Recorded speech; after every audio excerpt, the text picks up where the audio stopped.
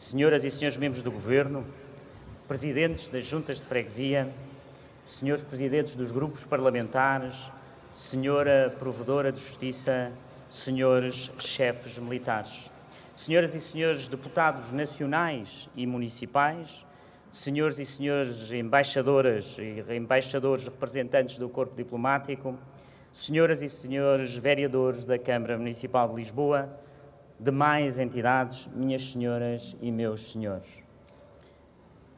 Portugueses, cumprem-se 114 anos.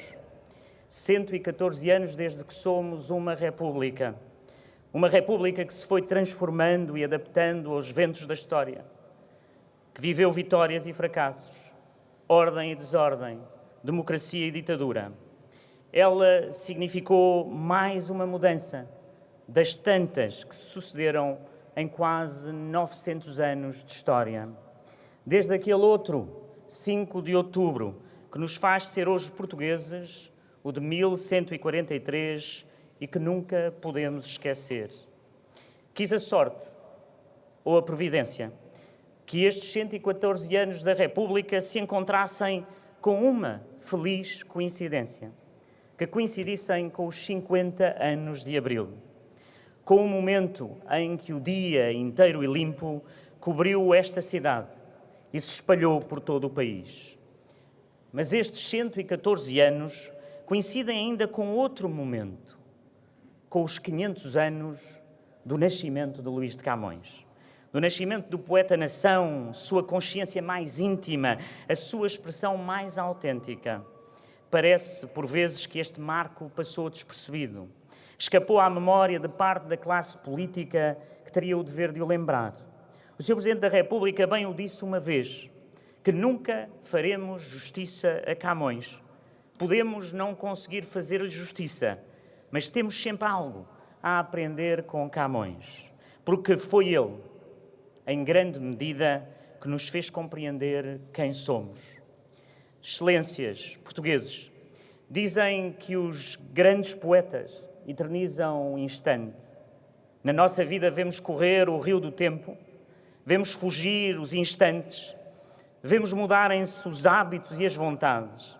No entanto, há quem os eleva à memória que permanece. São assim os grandes poetas e assim foi Camões. Foi ele quem fez da nossa história uma grande viagem. E que mais não é a vida de todas as nações, senão uma viagem feita pelos mares da história. Nós, portugueses, temos também a nossa. É uma viagem onde há tempestade e bonança, aventura e rotina, heroísmo e cobardia, bondade e malícia. Camões colocou-nos nessa caravela que navega a história. E nessa grande viagem que é a nossa história, o pior que pode acontecer é ficarmos parados, é não termos destino. É perdermos o caminho muitas vezes por culpa da desorientação de quem nos deveria guiar. E sobre este perigo alertava o poeta quando cantava sobre aqueles que se desviam do lustre e do valor dos seus passados em gostos e vaidades atolados.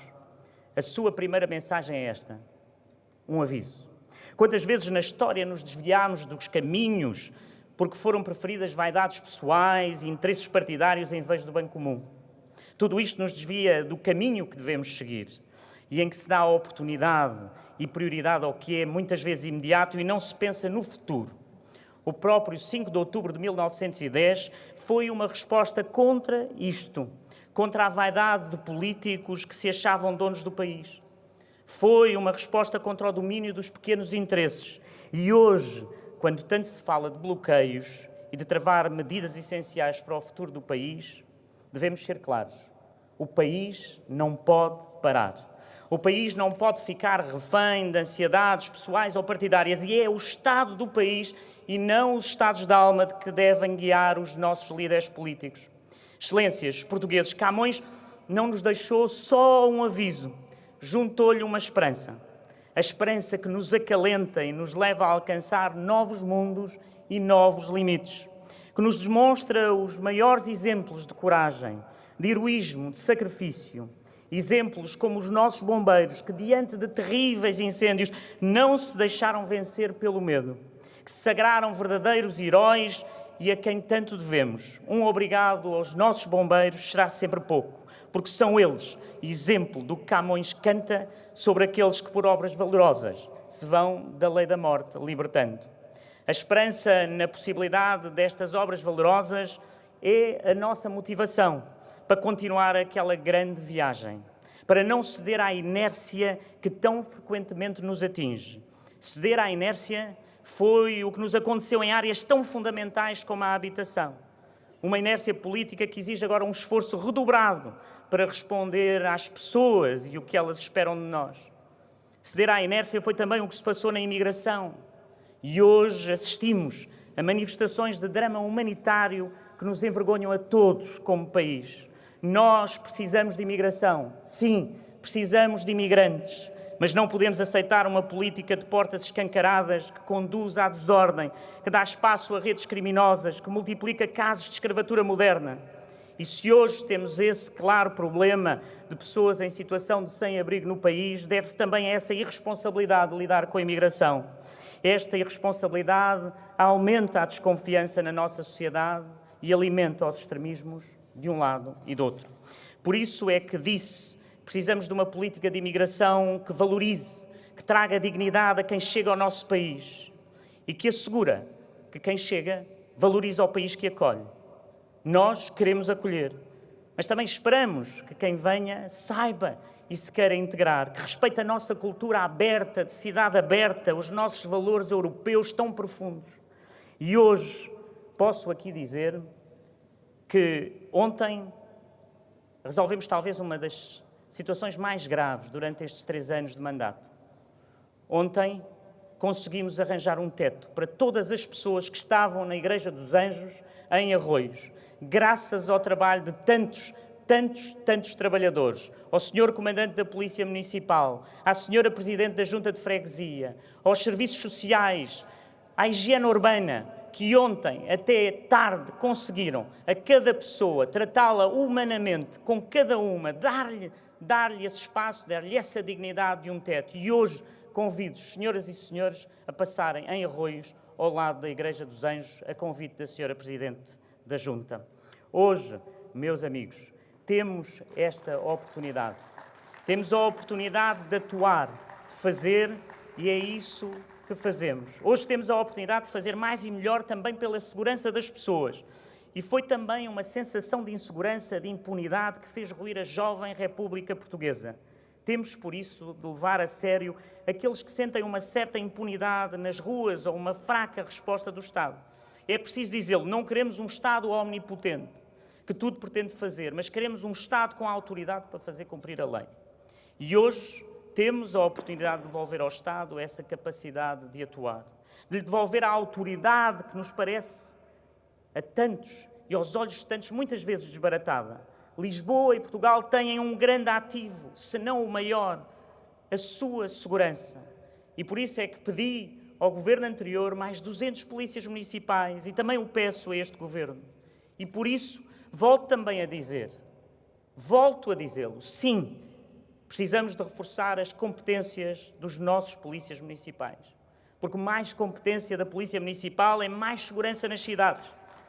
Os nossos polícias são agentes da lei, da autoridade, devem ter a capacidade de atuar sem medos e sem condicionalismos políticos. Sejam eles polícias de segurança pública ou polícias municipais em Lisboa, o que conta é que cumpram a sua função, que é apenas uma, a segurança das pessoas. Hoje temos a oportunidade de cumprir o que nos é exigido em todas estas áreas, para fazer desta nova caravela embarcação segura para seguir viagem. Todas as viagens têm um destino. E Camões deu também ao seu destino. E essa é a sua terceira mensagem. Sabemos que hoje a imagem da Ilha dos Amores já não se reflete nos velhos desígnios do Império, de uma história de futuro ou de qualquer outro projeto quimérico. Nosso destino hoje é outro. No entanto, apesar de diferente, ele não é menos audaz.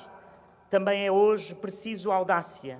Audácia para reter o jovem talento que nos foge, fazê-lo através da inovação, para reconstruir o Estado social sem dogmas ideológicos e com a ajuda dos municípios, para fazer uma transição energética ao lado das pessoas e não contra as pessoas e para pôr o país a crescer depois de 2 longas décadas de estagnação económica. É isso que nós precisamos, é isso, Sr. Primeiro-Ministro, que está a ser feito. E neste sentido, o que aponta o nosso destino, de não ser uma fatalidade cairmos na cauda da Europa, mas sim, como queria Camões, sermos orgulhosamente a cabeça da Europa. Excelências, portugueses, na história da República e do país, muitos momentos houve em que caímos na rudeza de uma apagada e vil tristeza. Muitas vezes se cantou para gente surda e endurecida. Várias vezes o barco ficou parado, sem que se soubesse para onde seguir viagem. Mas é uma constante da vida das nações. Na sua vida também se apresentam oportunidades. E agarrar estas oportunidades significa frequentemente devolver-lhe aquele ledo orgulho e geral gosto que os ânimos levanta de contínuo a ter para trabalhos ledo o rosto.